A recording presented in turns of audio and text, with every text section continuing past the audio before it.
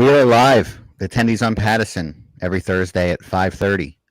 We are here. We are here to discuss some Flyers stuff, some NHL stuff, and everything in More between. stuff. Yeah, stuff. Everything in between. I'm Jack. I'm joined today by Paul. And who you have with you today, Paul? Scott Martinez. Scott Martinez. It's an honor to be on the top-rated Flyers talk show by former Archbishop Brian Goldie. in the country. Yes. We have a very exclusive market.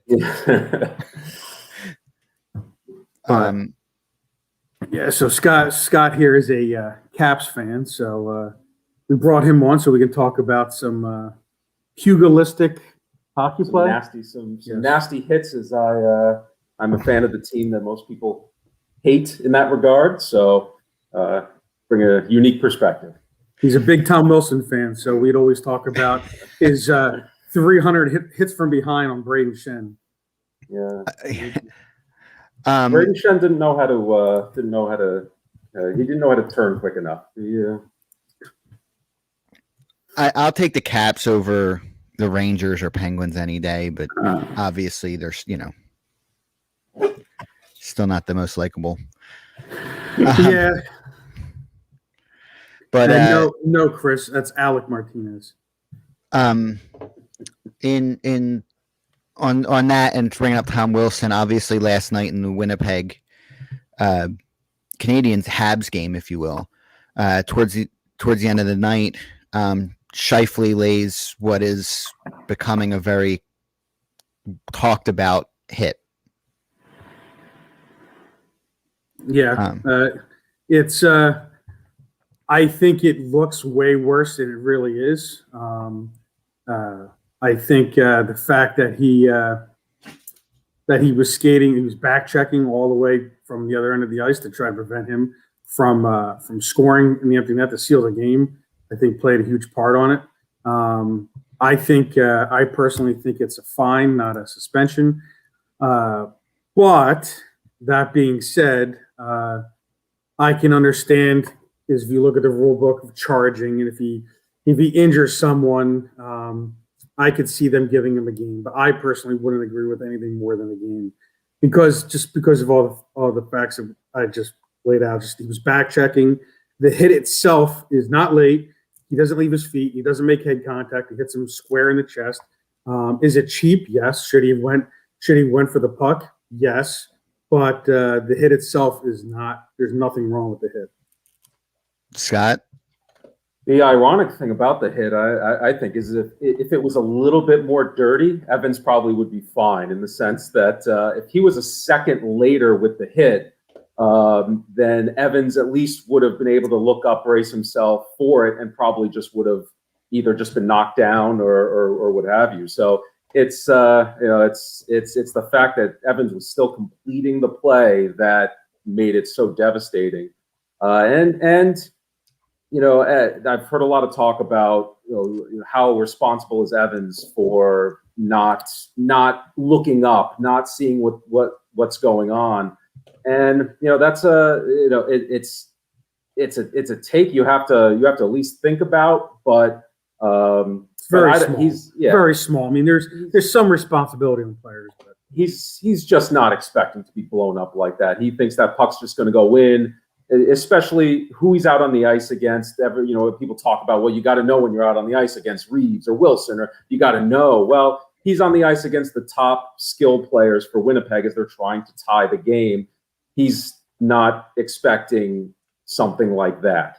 But Paul did lay it out pretty well that by the definition of the rule book, the hit is not dirty. What happens if he gets hit and he pops right back up? All they do is they celebrate the goal, and there's nothing. There's no other talk about anything else. True. Yeah. I mean, you can say that about a lot of hits that end up hurting a player. That if they pop right back up, it's not talked about. I mean, we brought it up before, but it's kind of the Tom Wilson corollary, where there's been many hits from Tom Wilson that have deserved suspension and were cheap, but there were a lot of hits that he throws that people talk about throwing him out of the league that by the rule book are the Carlo hit he got suspended for 7 games this year.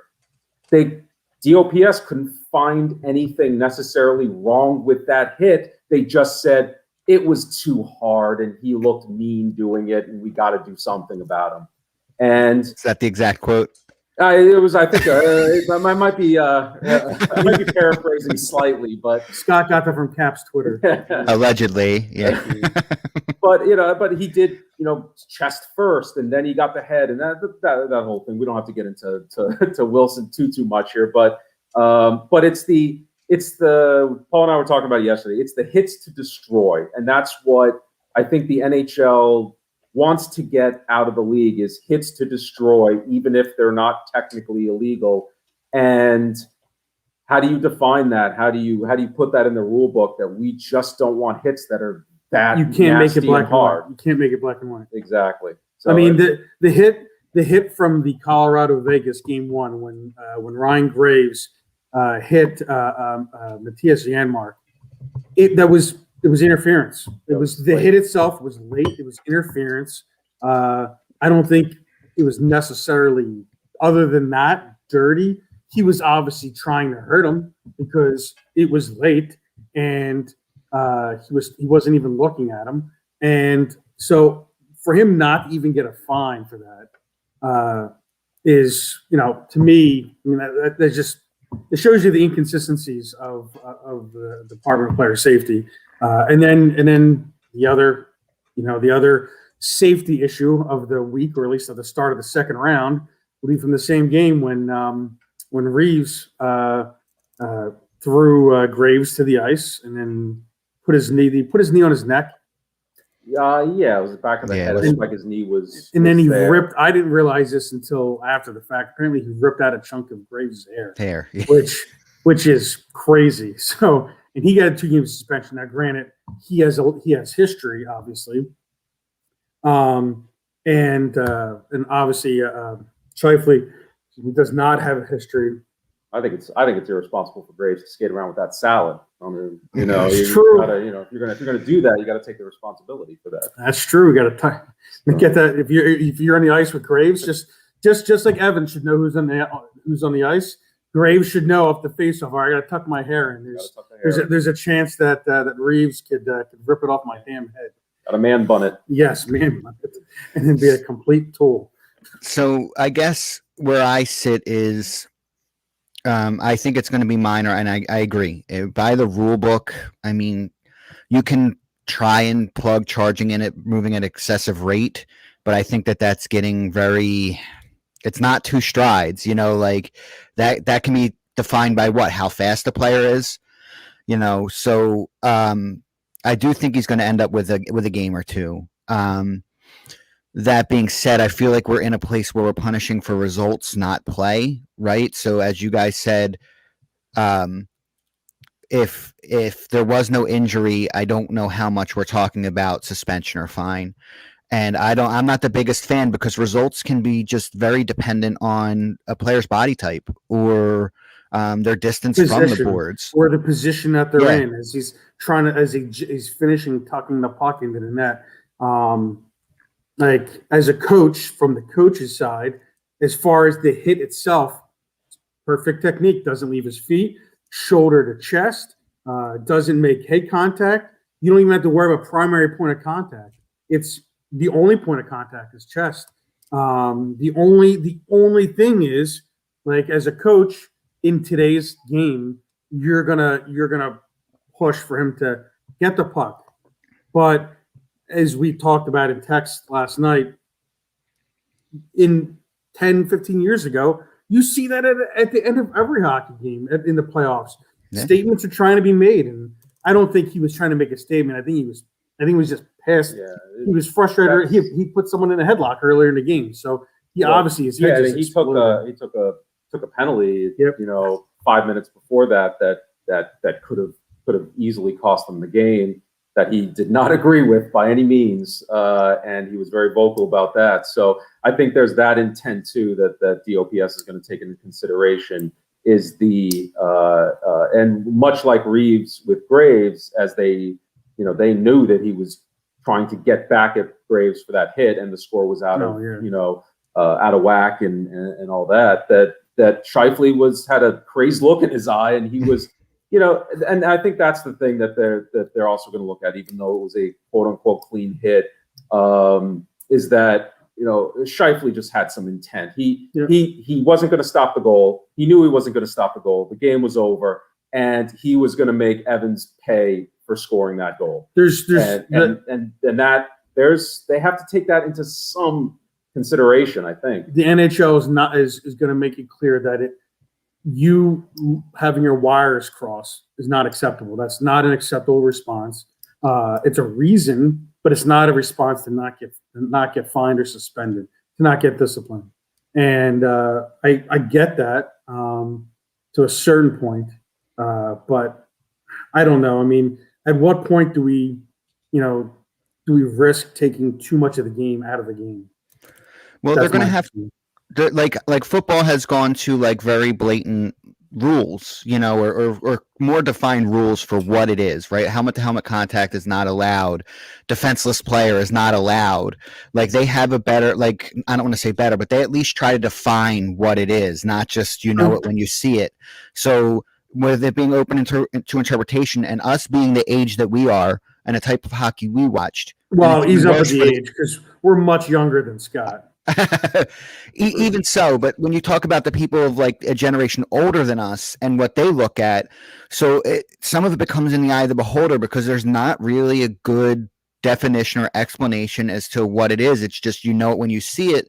You can't legislate a league that way, and that's what Chris's comment, who's normally on with us, that they've been inconsistent when it comes to handing out fines and suspensions. It feels that way because there isn't, it's true. I'm not going to sit here and say it's not, but it also feels that way because two things that look almost identical get huge disparity in what the punishment is. Some of that's based on result.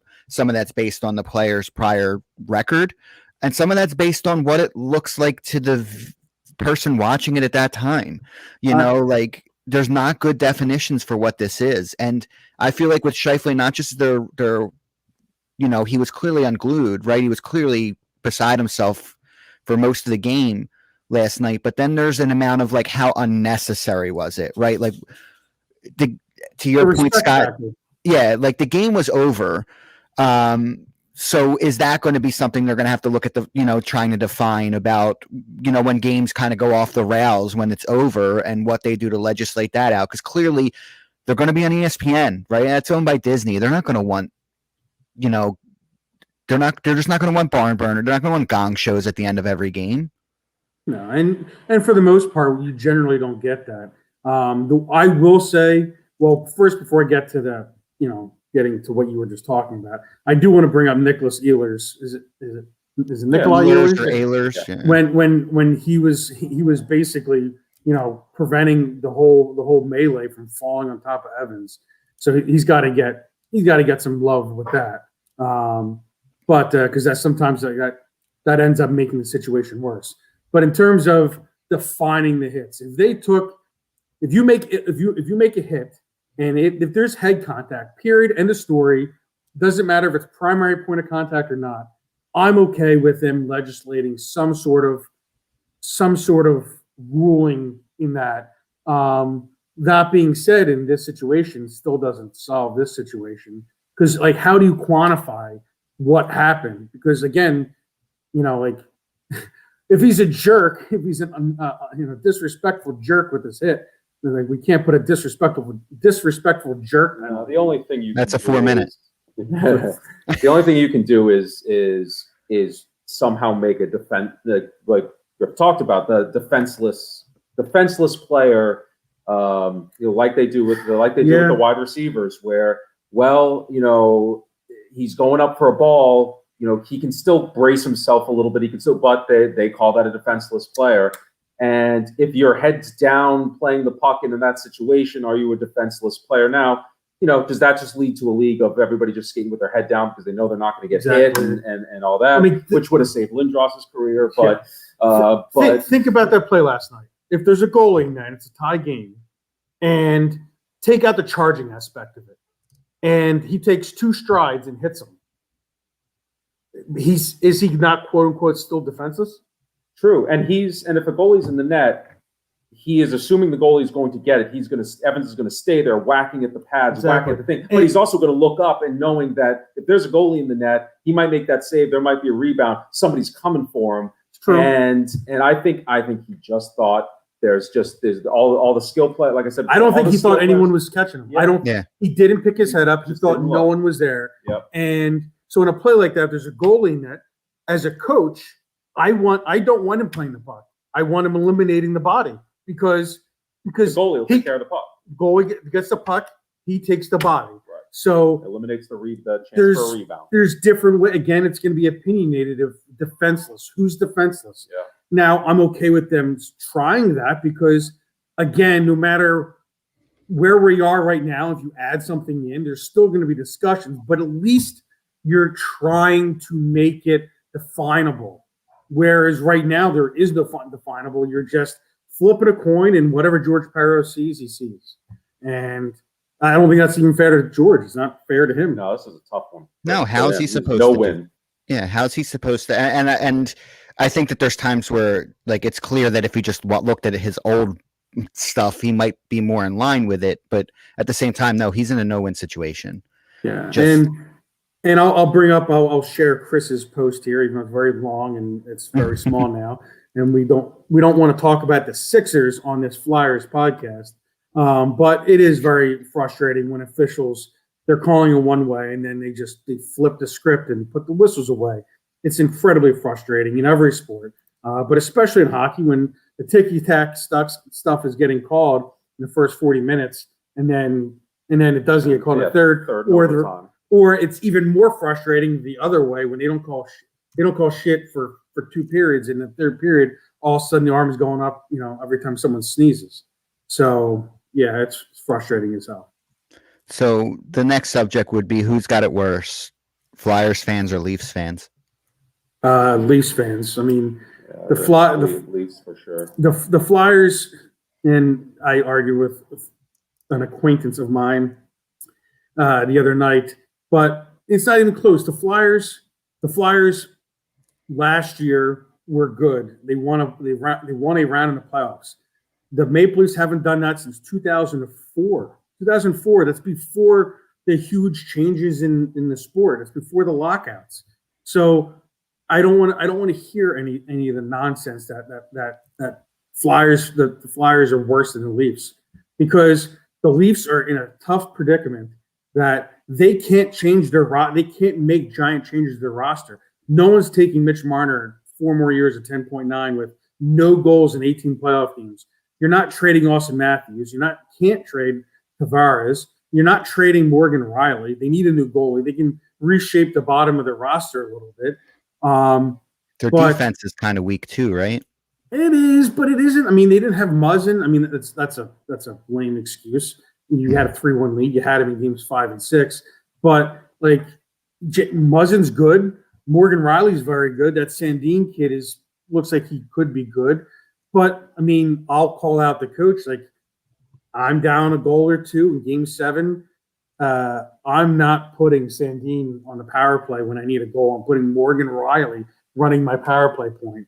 I mean, that's just me. Yeah, he was on the second unit most of the playoffs, I think Riley was. So I still had 2 chins back in 2004. Well, it's this, not to hijack the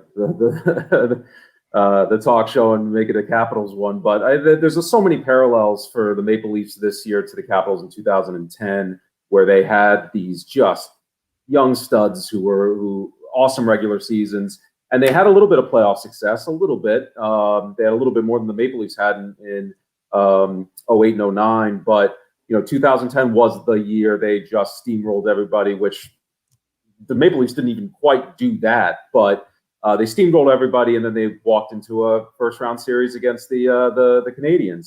And the joke with Capitals, they just got shellacked, which which you guys finally figured out in the third round year. But we did it with Michael Leighton. Yeah. Please. So but they did it to the Penguins in the second round. But it almost derailed the Capitals franchise for like 4 or 5 years.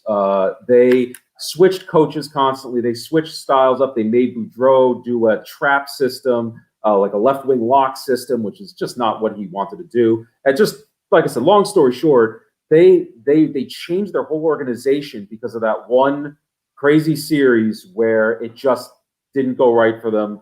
And Halak stood on his head for 3 games, and they hit 5 posts, and they hit that, and it was just it was. But they were all called out as losers, and they couldn't get it done, and that's what's happening in Toronto. But if they change everything that they do because of this one playoff series in a weird year and all that, that's their core is still so young and so inexperienced.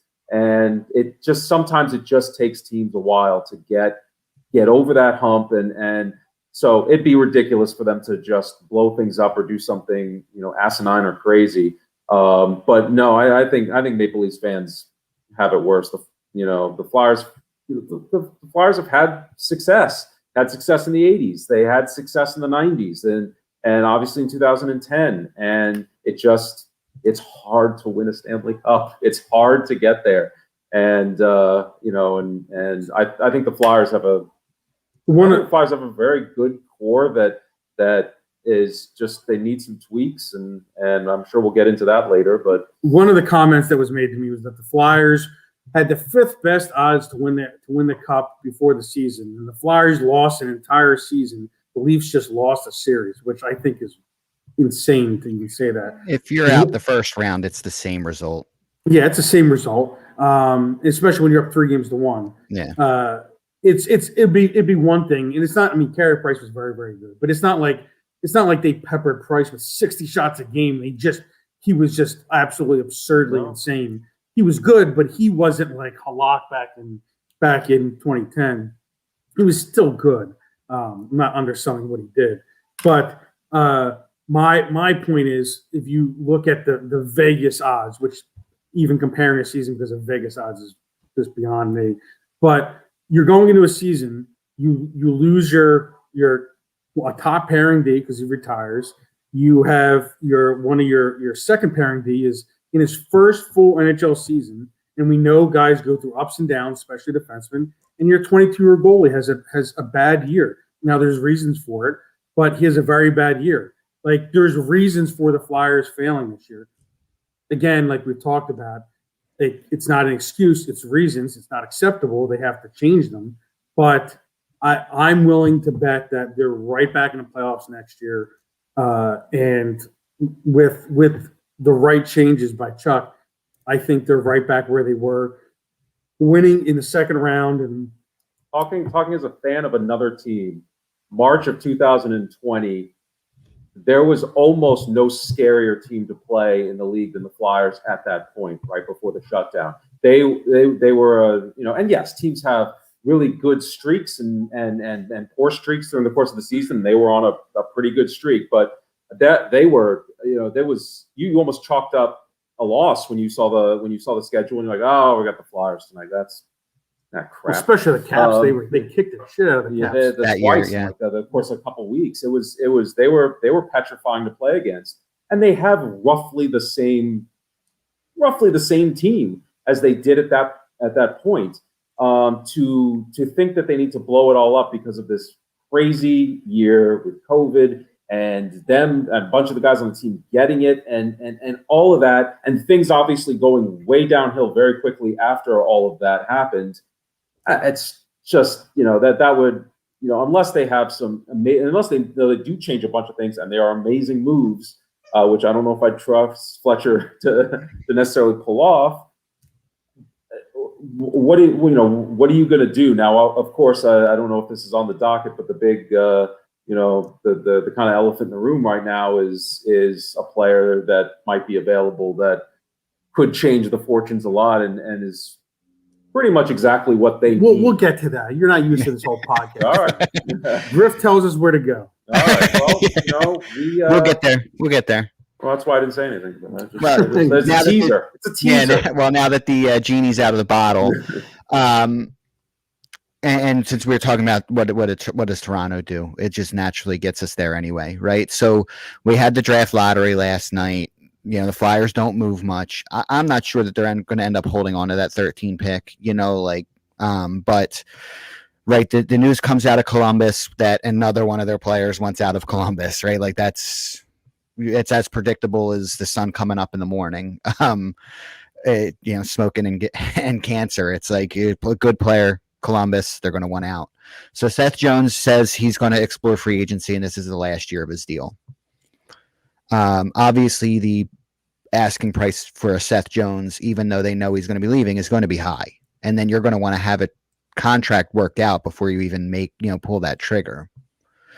So he fits, right? You need a top 4 D man. He was like a pie in the sky thought that we had, a season ago. It feels less pie in the sky, but I'm still not sure it's going to work mathematically. Well, Elliot Friedman was on today on the NHL Network on Sirius XM, and they were going through a couple of the teams that Seth Jones might be, Seth might be looking to go to, and they mentioned the Colorado and the Dallas just because of his connections with his father and where he grew up and all that. And of course, they went to Toronto because everything has to be talked about with the Maple Leafs when you talk about a Canadian NHL talk network. And he said candidly, I don't think it fits in Toronto, and I don't think that's necessarily a place that Jones would want to go. And then Friedman said, the team that makes the most sense with the assets to potentially pull it off would be the Flyers. And he said he would really watch out for the Flyers. The issue there was if Columbus has any reservation about trading within the division, especially somebody of that magnitude. I think when you're a team like Columbus, you just got to get the best deal possible. It doesn't matter who it's with, where they are. Would you love to see him go out west or whatever, and you get awesome assets back? Sure. If it's equal or greater value than the Flyers can offer, then you make that trade. But if the Flyers come at you with the best deal, I think you just have to take it and start to retool and rebuild, because they're not making the playoffs next year. In that division. They're in an important spot in their franchise. They've grown and developed a very good fan base there, but they're risking losing some of that, because if they go back to where they were, the time between when Hitch took them to the playoffs with Steve Mason and to when Tortorella came, in that time period where they just weren't very good and they were just rebuilding. They can't go into a giant full rebuild where they're in last place every year. They can't do that because they're gonna lose their fan base that they've grown. So they can't worry about in division. They have to worry about getting the best deal possible. And the Flyers have, like Friedman said, the Flyers have the goods to make it happen. Are the Flyers willing to do that? I mean, what does it look like? What does it look like? What does Seth Jones theoretically cost you? We were kind of throwing it around that, are they going to ask for a ready-made guy who can step right in like Sanheim? Robert Haig. It's going to cost two. Haig, yes. It's going to cost at least 2 ready-made guys. So are you saying Sanheim with they are forward, so desperate for an offensive center, and do you have to throw in a Frost in that? Who I don't know where he tops out in terms of his does he top out as a number 2 center, a solid number 2? Does he top out as a number 3? I don't know. Do you throw Patrick in that just so they can help their center depth and all that? And then your picks. Now, do they want a Sanheim, or would they rather have a York? Would they rather have an even younger guy who they can mold in their system and all that? So it's, I'm sure it's their asking price, but then if you're talking York and Frost, then you have to do a salary dump as well. They have to take a JVR or a Voracek, but I don't even know what their no trade or no movement clauses are with them for Voracek and JVR and some of their higher priced talent.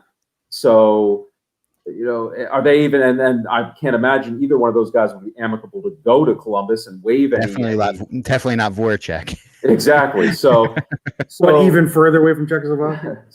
Didn't he start in Columbus? Didn't Jake start in Columbus? Yeah. So that was the Carter trade. So they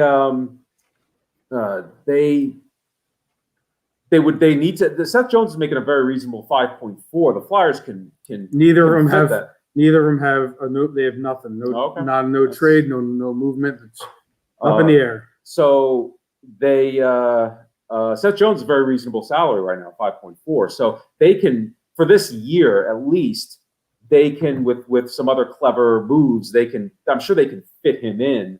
Well, you also have G's up, but so is Coots. So I think after next year. Well, after this. Yeah, but I'm just saying fitting things in for this season and making sure you can get. Well, I'm saying the reason where I was going was when you have to sign him, you have to G's up, but you have to sign Coots. Trying to think who else. I mean, the other thing with Sanheim, he's an RFA, so he needs to be signed this year. Okay. But Hart's deal, right? Hart's got to be signed, but I mean, you're not we've talked about season, it. It's going to be a 2 or 3 year bridge deal, and it's not going to be that much. Strip the C, trade Giroux, sign Ovechkin, assign the C, problem solved. Good luck with that. Yeah, but this is the kind of player we were discussing. So when Seth Jones re-signs, right? Yeah, he's making $5 million now. 10. It's going to cost you 10, right? That's what it's going to cost you. 10 for 5, 10 for 8. Probably 10 for 5 because he's going to want a bigger deal after that. Yeah, he might want flexibility down the line when the cap is back up and I mean, actually, he may not even, because Elliot Friedman had said that 10 for 3.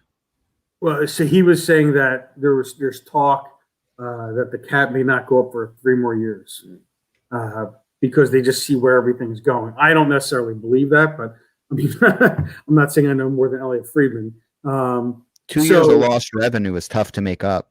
That being said, if that's being even discussed, the players are hearing it too. So players may not want to sign more than 3 years, or they may not want to sign 8 years, especially at his age, because he's going to want something bigger. So he may only want a 3 or 4 year deal. Or they still saw how everything went the last 2 years, get scared and want to sign the longer term deal that's guaranteed money. It's true. You can go both. You can go either way with it. In terms of I want my guarantee. Yeah. I mean it's. Personally, I would like to see the NHL go to shorter contracts. You have to save GMs from themselves. There does have to. The players will, the players can only sign where they're offered that money. So I would just like to see. What's the cap now? 8 years? 8 years is the most you can for new. That's a long contract. 8 years is a long contract. That's the Phillies about a long contract. Yeah, it's tough. It's. I know that the GMs are stuck because someone will give it out. So you feel like you're stuck that you have to. But when you're talking about 8 years and longevity, it's tough to get a good gauge, right? Because sometimes these guys aren't coming off of multiple big, it's like one breakout year, not multiples. I think actually, so I one thing I would put in there, if you're going to adjust the contracts, I mean, again, the NHL can want to do all they want. PA's got to agree to it. Yep. I would like to see an age bracket. If you're over 34, you can't sign a contract longer than 4 years. Or something along that line. Or it can only take you so many years past your 34th birthday. So if you're signing a contract at 30, it can only take you so many years past your 34th birthday. What was the 35 plus rule? What was that? That was only if you retired, right? Right. If you retire, you then the recapture contract. I don't agree with that. I don't agree with that. I just didn't agree with retrofitting into contracts that were already signed. Yeah. That was Yeah. really shady by the Yeah, you NHL. don't agree when you signed it. You didn't agree to a future deal. You signed under the rules at which you signed them. I don't know that how good it is for the league. And this is my own personal opinion. I don't know how good it is for the league to have teams like it's such a multi-dimensional thing I'm going to say, but yes, teams should have to deal with bad contracts they give out, but I also don't know how good it is for the league or that team's fans to have multiple years wallowing because of too long contracts or too cute contracts. Yes, teams should have to pay for them, but the only people that really pay for it are the fans of those teams. And I don't. It's all cyclical. I mean, it feels that way, but the good teams seem to stay good. Look at the Lightning. They're awesome. They are the best team in the league right now. At some point, they're going to pay for this. For being good, they're going to pay for it. That's just the way it works. You give away when you're that good. You give away prospects. You give away draft picks to give yourself every chance. Yeah, how long does it last, right? So the Lightning are good. They've been good. That's on the team. That's on the team. I mean, you need to. You still need the draft. Look at the Red Wings. The Red Wings bought players back in the day, but they still drafted and developed Zetterberg and Datsuk and Franzen and Lidstrom. Their team and Yzer. I mean, Yzer was obviously older, but the team was built on their own players. They just added veterans around, and the Lightning are very much the same. Well, Chicago went through their time too, at being they would have had a longer window, but they handled it poorly.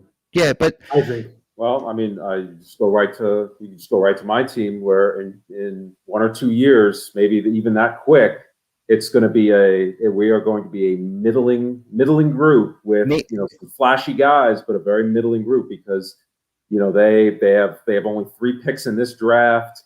They there are a couple of their prospects look like they're pretty solid, but they don't have a next group up that is going to take over when Backstrom looked terrible in the playoffs. He was playing hurt. These guys are just getting hurt more. Ovechkin for the first time. Yeah, that's what happens. First time ever was hurt.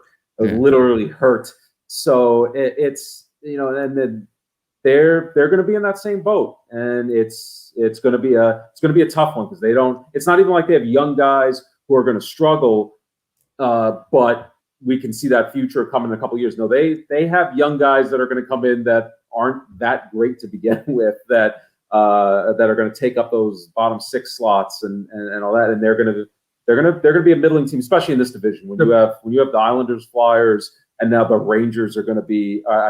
There's no bad division. There's no bad division. This is still Carolina and all that. This is still kind of a murderer's row division that is going to be it's going to be really tough. But I'm grateful they got the one because that was it didn't look good for a while, and it looked like we were going to go through this whole. I was going to go through this whole era without seeing that. But I have Chris's comment, and I don't want to piss on anybody's parade. But yes, all teams go through it, but not every team. I just don't know how good it is when the haves and have-nots, and there's not that much division between the have-nots and the mediocres. That's where the division doesn't lie. But with the haves, some of those windows are not every team goes through it because some windows are date all the way back to when they instituted the cap. So Washington has won this division. Now, yes, they have one cup. It's still one cup. They've won this division almost every year since 2011. They just didn't get their cup to the end of their window. But nonetheless, winning your division is not easy in an 82-game season. You have to be the better team. When you're playing each other that much, you're playing that many games, it separates. In the NFL, you might have more fluctuation. Everybody wants to point to non-guaranteed contracts or shorter careers, but really I feel like it's due to a 16-game season. It's so short, any variant, you only play your division teams twice. So when you're playing over an 82-game season, winning your division is a much bigger feat than it is in football. So when you have these teams doing it for a decade or close to, 8 out of 10 times, yes, teams will go through it. But when you're not one of those haves and you're one of those have-nots to middle, it can be a long time. And that assumes that you do make the right signings and you do make the right draft picks. I mean, Buffalo, no one can solve for them being a terrible franchise. Some of that is just culture. And I mean, Arizona, that's another one. But a lot of that stemmed from lack of ownership. Yeah, and you can't solve it for them, those teams. Some teams are just going to do bad things, like that. We can't fix that. That being said, again, shuffling talent sometimes can balance it out. Now, that doesn't mean I think that the Flyers should be able to go back to the 90s. That's not what I'm arguing for. I'm just saying the way the contracts could go, it can really keep teams bottom and mediocre. And that doesn't mean that the one time you weren't good, you were a 6th seed and you went to the cup.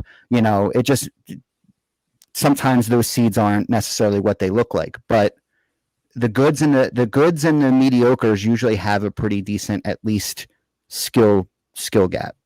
And fans are fickle. I mean, fans of all teams are fickle. They, look at the Phillies. They if they didn't, after their World Series win, if they didn't re-sign all those players and give the thank you contracts, fans would have rioted. If the Capitals didn't sign their guys after 2018, fans would have been apoplectic that they didn't re-sign Carlson to this huge deal, who now looks like he can barely skate. And so and even a team that didn't necessarily win. Look at when the Flyers signed Giroux to the long-term deal, if they're like, we're going to just trade him for draft picks and because that's just too long of a deal, too much money, fans would have lost their mind. And now it's, he's just making too much for what he does, and that's some fans.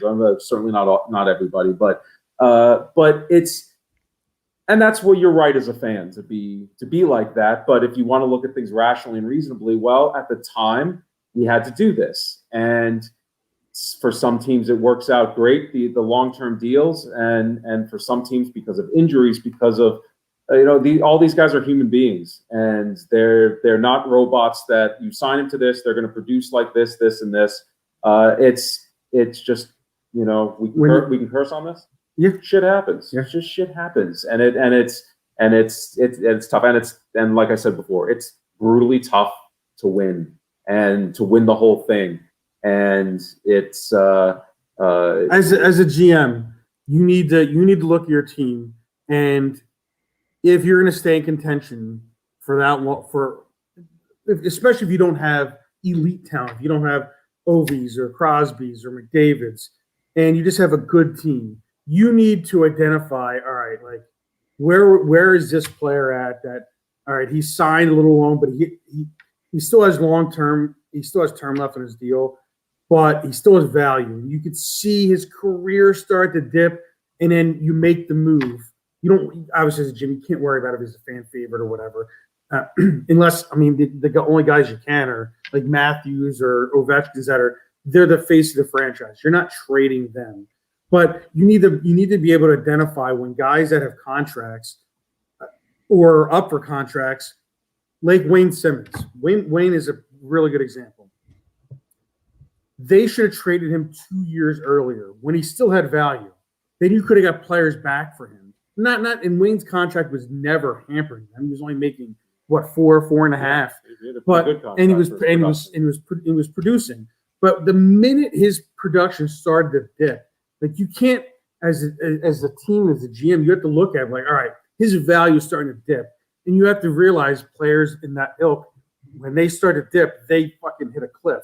Like Hartnell, when they give Hartnell his contract, like you can't give guys like that those contracts. So you need to be able to move on for him when they have value, to be able to save your team from getting in cap hell and maximizing value. The problem is when you're good, like the Flyers were at that time. But they weren't good. But they weren't. They were pretty good. They were okay. They were one of those teams where they made the playoffs. They could do some damage. And are you gonna You know, you're going to trade I'm Simmons. not. And then that also you can go back to, well, if I signed this guy 2 years into a 5-year deal, I traded him because his production slipped slightly because he got hurt or something like that.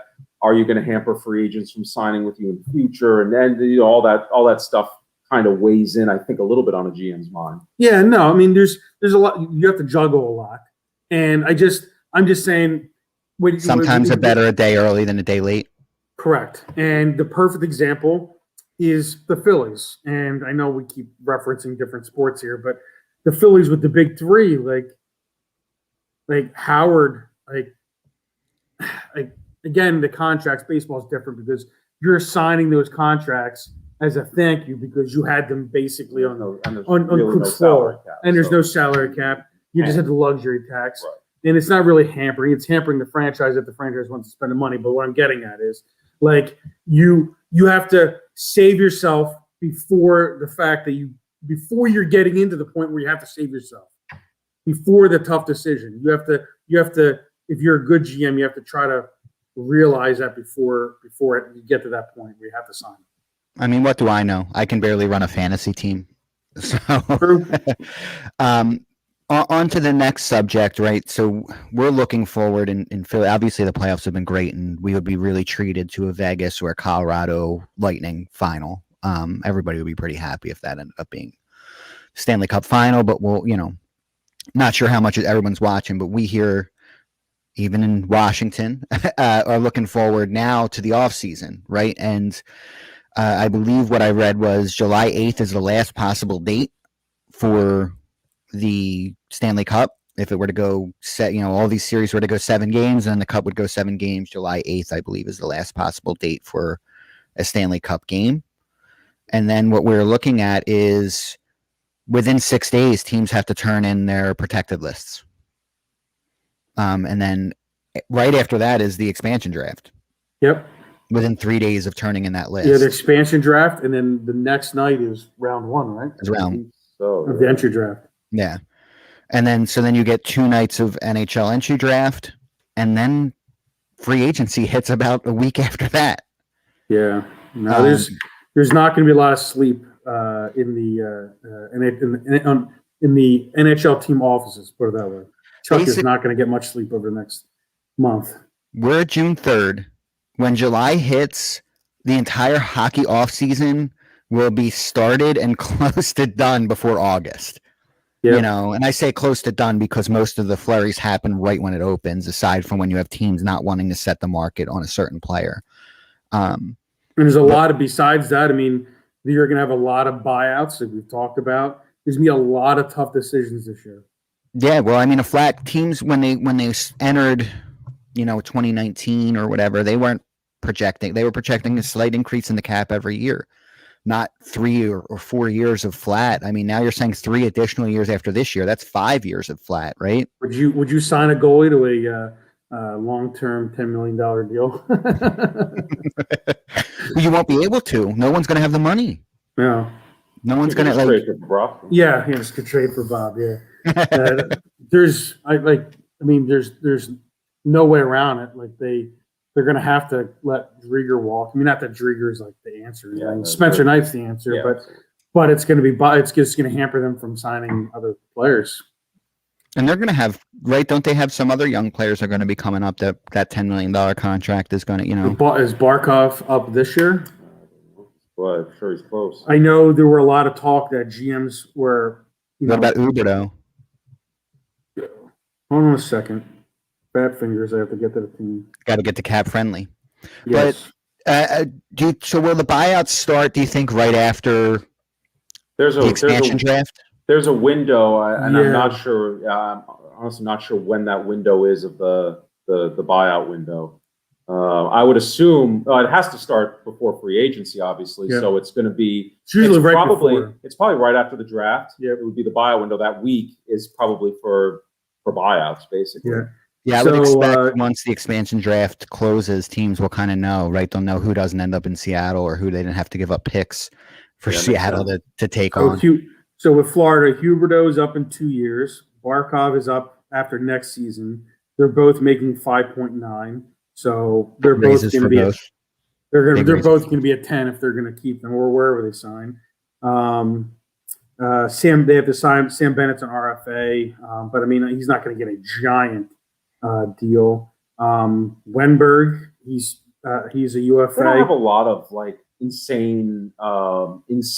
They have just a really good built team right now, but they don't have a lot of just insane young talent. They have the defenseman. Now I'm just blanking on the name. Uyghur, who's going to be. No, he's got 2 more. Solid. He's got 2 more years at 3.2. Like they don't have a lot of young guys that are just breaking. They have the 2 big guys, the break the bank guys, but they don't have a ton. Yandle's a 6.3.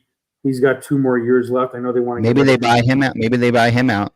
No, I think they'll buy Strawman out. He's got 1 more year at 5.5. Yeah.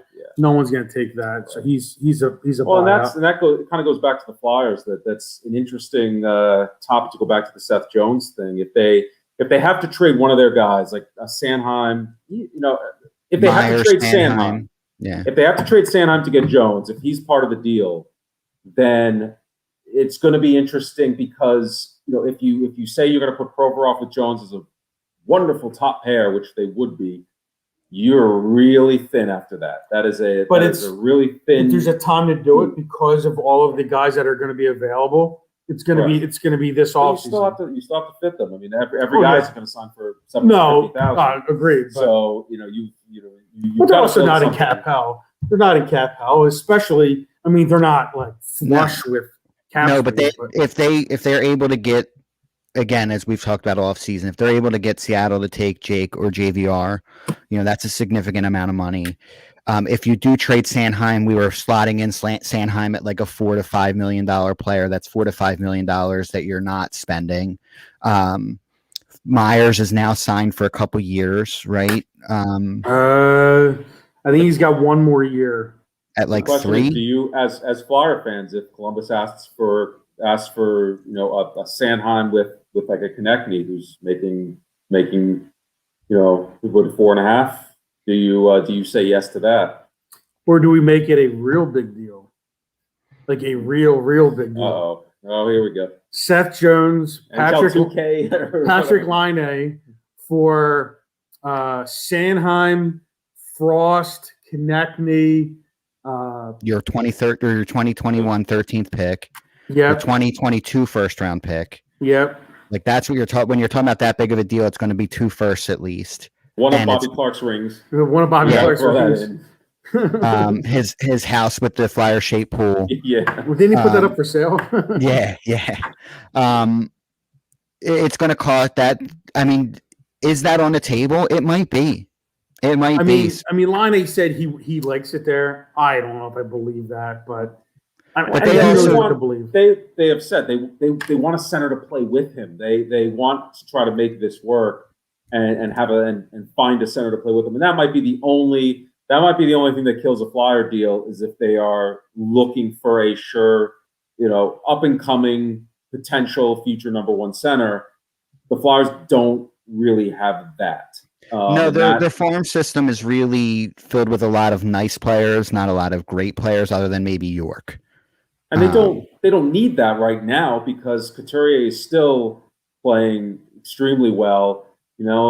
They have Hayes, which I know is a little bit of a sore spot after this season, but played very well last season. I'm fine with Hayes. Yeah, he's played very well last season. So center wise, and Lawton, Lawton could play third line center. Third line, yep.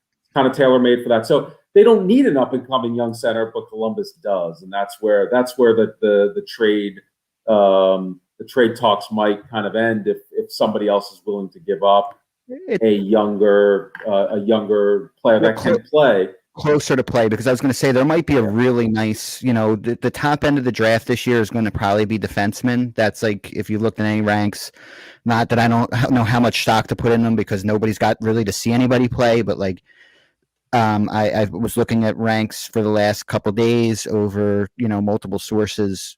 It's like the top 5 ranked, top 6 ranked players are all D-men, so in and of that, at 13, there might be some nice center talent. That 13th pick it's not the best, but it's not the 23rd pick. But because of how jumbled everything is, there might be, unbeknownst to them, there might be a really good player Oh, you there. could, yeah, you could strike out completely at the 13th pick. You could get a home run. You could get a player that we think he's pretty good, and it turns out to be an absolute stud. So. How about Kevin Adams last night? Like, yay, we won a draft. It's a year that there's no stud, obvious number one, and I have to make a decision that's going to shape the franchise. Yay. Oh, man. Well, and their hands are going to kind of be forced.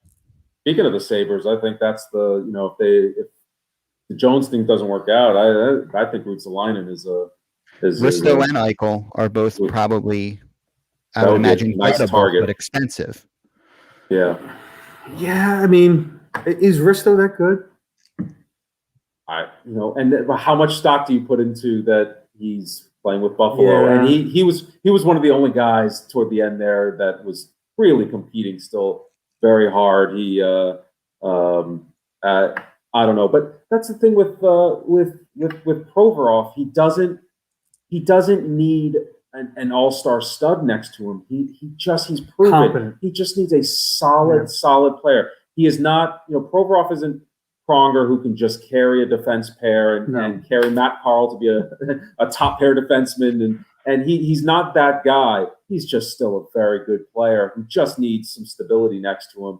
Because I just look at him as a guy who he just looks like he isn't quite that guy to sit there and say, I'm gonna the whole team's on my back, I'm gonna take this. He needs stability next to him, and that's the type of player. If they strike out with the home run with Jones, you just got to look at we just need a right-handed solid player that can still handle 19 minutes a night.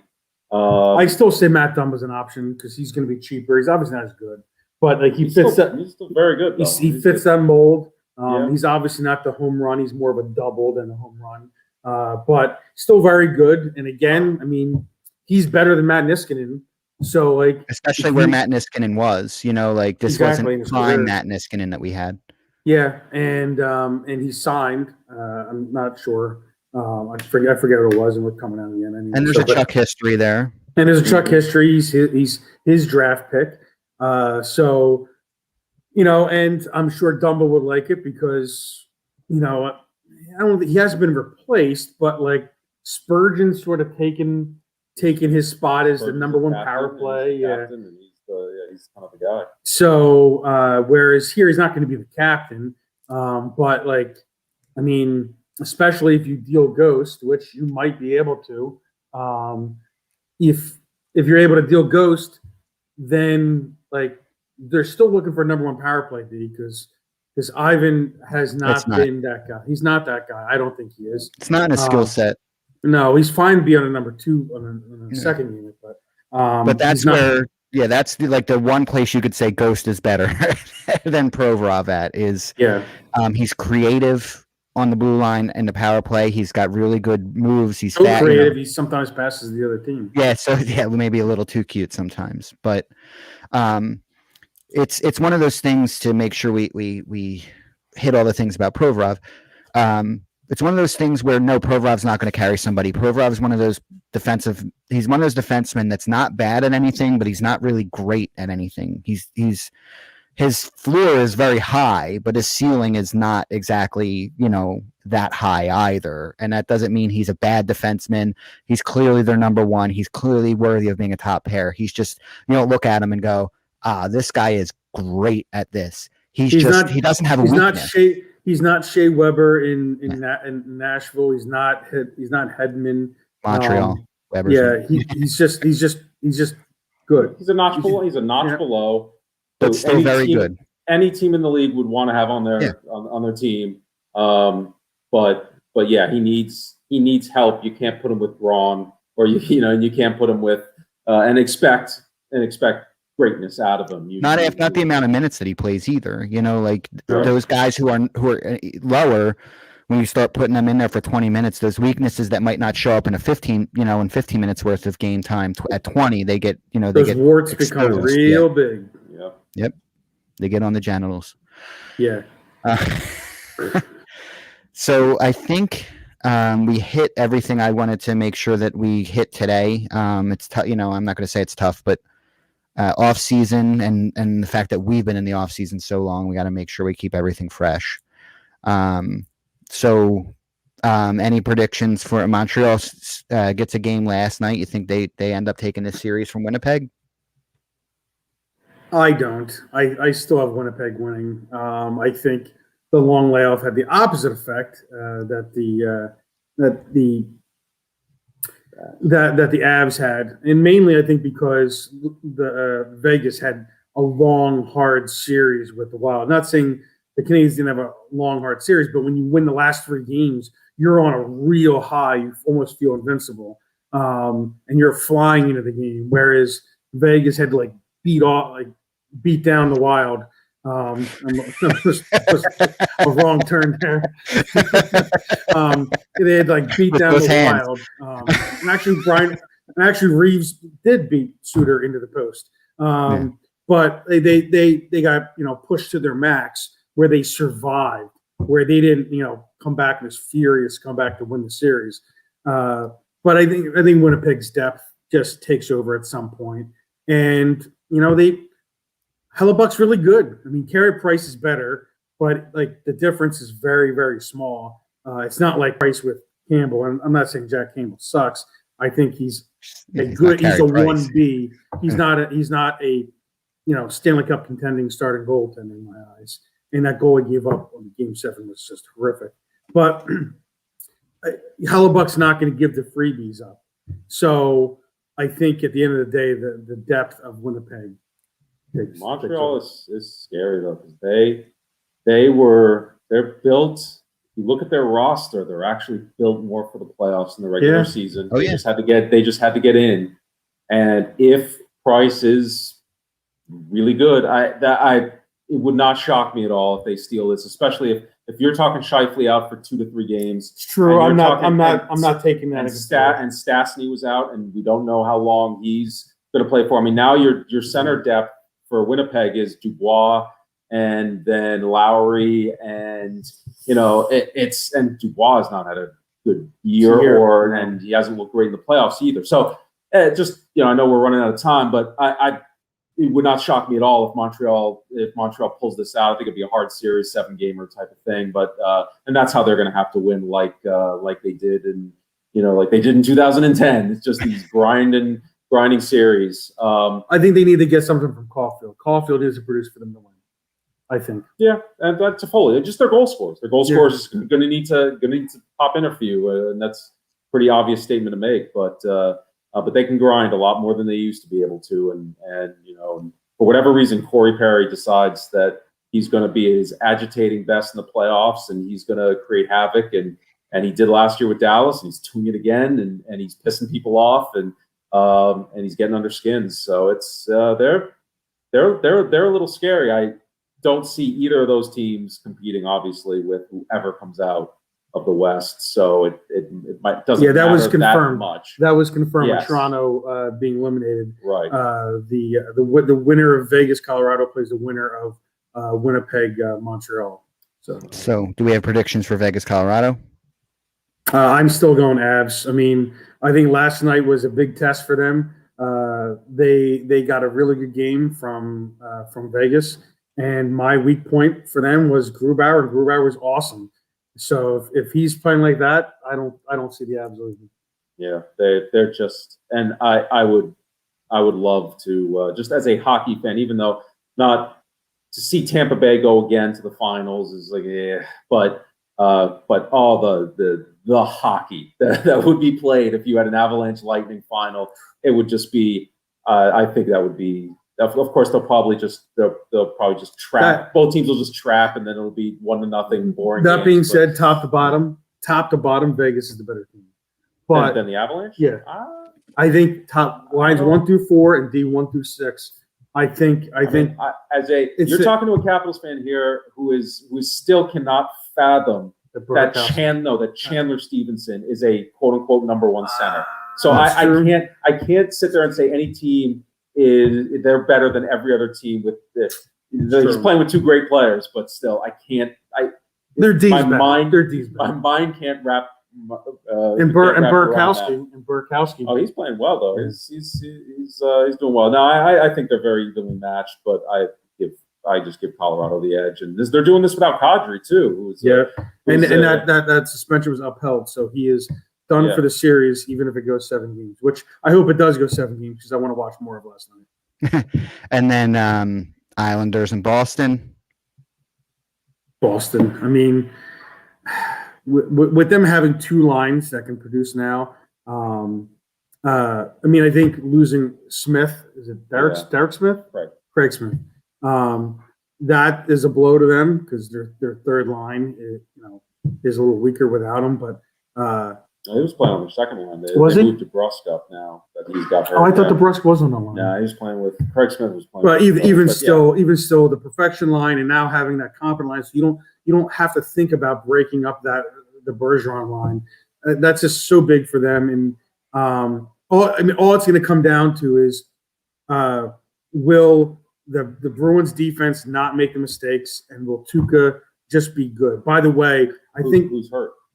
Tuukka's hurt. They're saying he's got some injury issues that they're gonna throw him out there, but they're already saying that. I mean, they have to.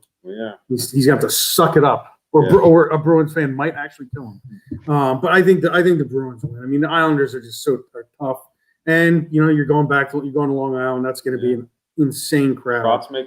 Trotz is very good at making coin flip games, and that fourth line, man. That fourth line, I got the Bruins though. I think over time they. Yeah, I mean, I would lean toward the Bruins, but that like you said, I could see the Islanders coming back 3-1. For 2 games on Long Island, but yeah. All right, so I think that takes us up to the end of our time. So what I'm going to do as we close out is I'm going to drop the banner. You didn't ask about Tampa, Carolina. Well, I think that series is pretty much done. Yeah. I wasn't going to insult anybody's intelligence by asking that question. Now watch, right? Yeah. Carolina's going to go on a tear. Rod the Bod's going to be out there playing himself. But I'm going to drop the banner down for the different lineup for Phillyverse and all the shows on the network as we wrap up. I do this every week, I feel like a broken record, but there's a whole lineup of different shows. We are Thursday, 5:30, tomorrow or later tonight, 9:00, Tables, Ladders, and Chairs. That is a wrestling podcast. Scott's a big wrestling fan. Big wrestling fan. My son needs to get on that podcast. We'll work it out. Friday, tomorrow, 6:30, the Philly broadcast. That's a 4 for 4. Monday, football smack talk show. Obviously, football in the name. Monday, an hour and a half after the start of the smack talk show is the Diamond Club, where our normal co-host Chris talks about Phillies baseball. A lot to talk about there. Oh my God, they have more to talk about than the Flyers do. Wednesday, 6:00, the Bald Eagle podcast. Obviously, that is a Philadelphia Eagles show. Wednesday, 6 p.m., Mike Sports. I believe that is also a 4 for 4. I believe they're the ones that had the lingerie football background the one time where we mistakenly had it up. That's the lineup for Phillyverse. This is our home every Thursday, 5:30 p.m. You will catch some version of me, Paul, and Chris, whether that is me, Paul, and Scott here, who is our co-third chair. Paul and Chris, I don't know that I've missed one yet, or me and Chris if Paul misses one. So you'll find some version of the three of us Thursdays at 5:30 on Phillyverse.